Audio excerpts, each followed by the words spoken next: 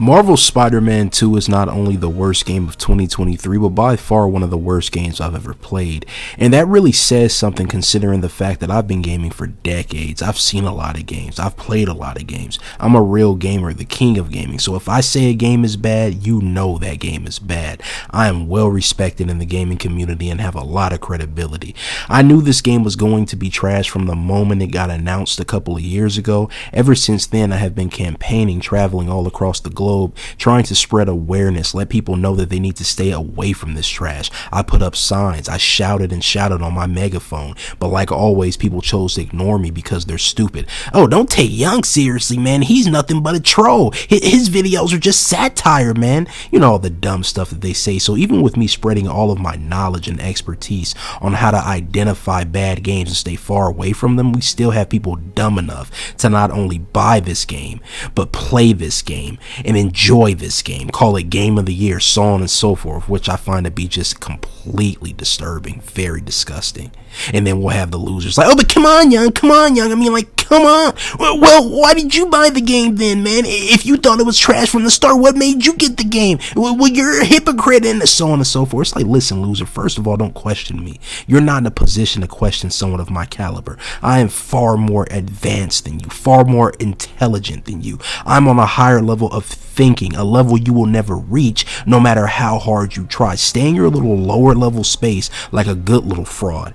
But you know what, just for the video's sake, just for the sake of the video, I'll explain. Listen, someone paid me to buy this game and expose it live. They believed in me so much they were willing to donate to see me bring the truth to light. And that's what I did. I bought this trash, streamed this trash, delivered the facts, and called it a day. This game was so bad I rage quit the stream and I haven't streamed it since. It was terrible, and I honestly wasn't even planning on ever playing it again, but then I decided, you know what, let's make one final video exposing this trash for the garbage that it is. I owe it to the people, and if the people do not wake up, if the people do not open their eyes and see, don't just look, see, actually see. See the truth. See the hidden codes, the hidden messages in the environment. See, that's the problem with people. Everyone wants to look, but no one wants to actually see. So if people choose to not see after all the facts that are presented in this video, then there is no hope. I wash my hands of it. But if I can save just one person, make them see what I see, then my job was a complete success, and I'll take that. So with that being said, I booted up the game again to get some footage. I decided to hit the streets camera in hand to document. I touched down to ground zero investigative journalism at its finest, just to show people how terrible of a game this is. This will be my most dangerous mission yet, because while I was live, while I was streaming, I had a chat, people there with me to experience this trash, and that made it less scary. But now I had to experience this garbage alone. I had to walk right into the belly of the beast, play it, and face it. Face that garbage head on, stare ugliness right in its face, look into its eyes, and it was a completely different experience, one I wasn't fully prepared for. This game broke me. It broke me into tiny little pieces until I got to the point where I just couldn't take it anymore. It was a very surreal experience, a different kind of scary, to say the least. This game is an atrocity, an absolute atrocity, and everyone that worked on this game should be ashamed of themselves. And I say game, but in reality, it's not a game at all. It's an interactive movie simulator, a cutscene simulator, a press one button and win simulator, a special ability spam simulator, an Inspector Gadget simulator, a QuickTime event simulator, and everything in between. But yes, everyone that worked on this game should be ashamed of themselves. How as a developer do you put something like this out and feel good about yourself? What happened to having pride in your work? What happened to wanting to be the best version of yourself and put out a quality product? Sadly, those days are long gone. All the reviews praising this game are lies. Sony has all these reviewers on the payroll. Fact. Because there is no way anyone who wasn't paid would actually give a game this bad a good review. It just wouldn't happen. This is easily the worst Spider-Man game of all time. The story and characters are both poorly written. This is a sleep-inducing plot with cheesy, cringy dialogue. You know, I find it incredibly ironic how this game is made by Insomniac Games. The word insomniac basically meaning to stay up, have trouble sleeping. So I guess they thought, hey, when you play these games, you know, you're going to have so much fun, you're not going to want to go to sleep. You're going to become an insomniac and etc. But when I was playing this game, I was getting some of the best sleep of my goddamn life. I mean, this game made me feel like I was on a mattress made of clouds or something, the way it had me dozing off. I was drooling, talking in my sleep, snoring, getting some of the best rest I've ever had in my life. The only time I would wake up was when a fight would happen and my controller would vibrate. Other than that, it was just that boring.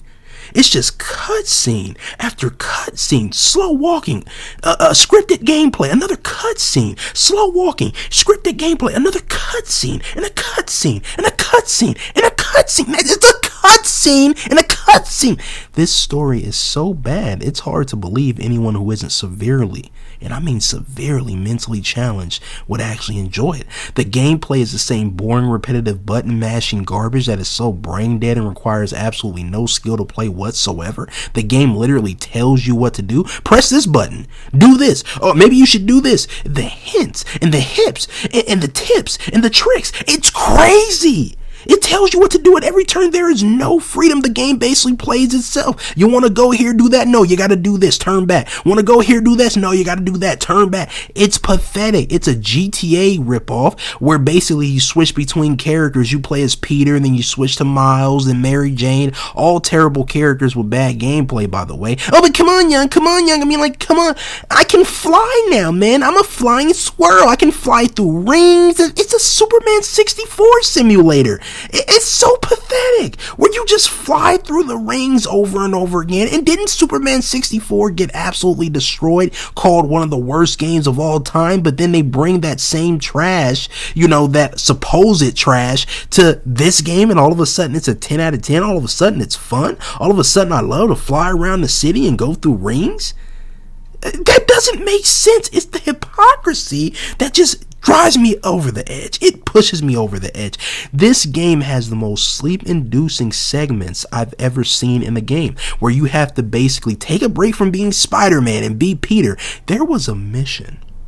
I said there was a mission. I'm going to say it again. I said there was a mission where the game literally has you playing as a maid. You have to clean up the house, tidy up the house. This is where I rage quit the stream because I just couldn't believe it. I just couldn't take it anymore. It's like, why is this in this game? Why is it here?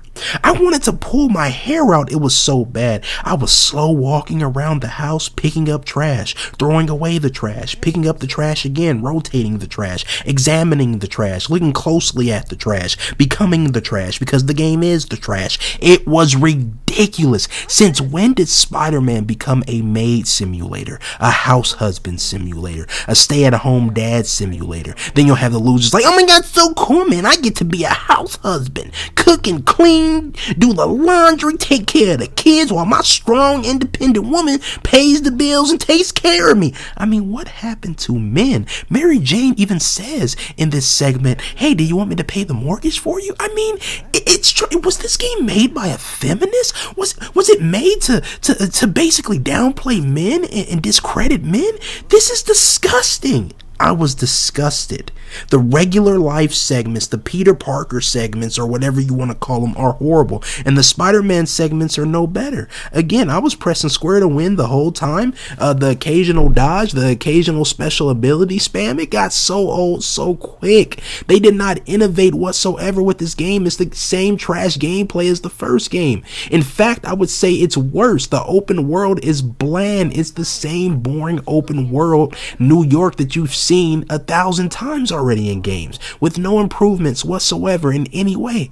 The city is lifeless. The NPCs behave like robots. Free roam is boring. The side activities all suck. Graphics look terrible. The facial animations, lip syncing, look completely off. The environments all look downgraded. The textures take forever to load. The buildings look so bad. Is this the power of the PS5? Because honestly, I've seen better PS2 games. I've seen better looking PS1 games.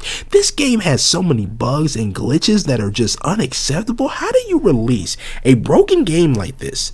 It's just lazy. It is honestly just lazy. Let's release a broken, unfinished product and just patch it later. As soon as you pop the game in, hundreds of updates, hundreds of patches, gotta download this, download that. It's so pathetic. This has become gaming. Remember when you just bought a game, put it in, and it just worked? No update? They had to be on their best behavior back then. They had to really be on their grind back then, because you couldn't just do a patch. You couldn't just do that. You had to release an actually finished game. But now everything added in the game is just a patch. It's just this and that and that and this. And it's so funny. Everything in this game, this quote unquote new stuff or whatever, could have just been DLC, because that's all this is. It's just DLC, full price DLC. Nothing about it says sequel. They sold you morons a broken, unfinished DLC for $70, and you gladly accepted it. A broken game full of so many bugs, so many glitches, already compilations. I myself ran into a game-breaking bug where I interacted with the environment on a mission, and I just kept spinning and spinning, and I was spinning and I was spinning, and he was spinning, and he was just spinning over and over, and I was spinning, and he was spinning. You spin me right round, round, right round, when you go down, when you spin, spin, and I was just spinning and spinning. I had to reload the game because it broke. The game is always breaking itself. How is this acceptable? You know, you modern day gamers, and I say gamers very loosely because you're not gamers, you're fake gamers, but you are spineless cowards that will accept anything.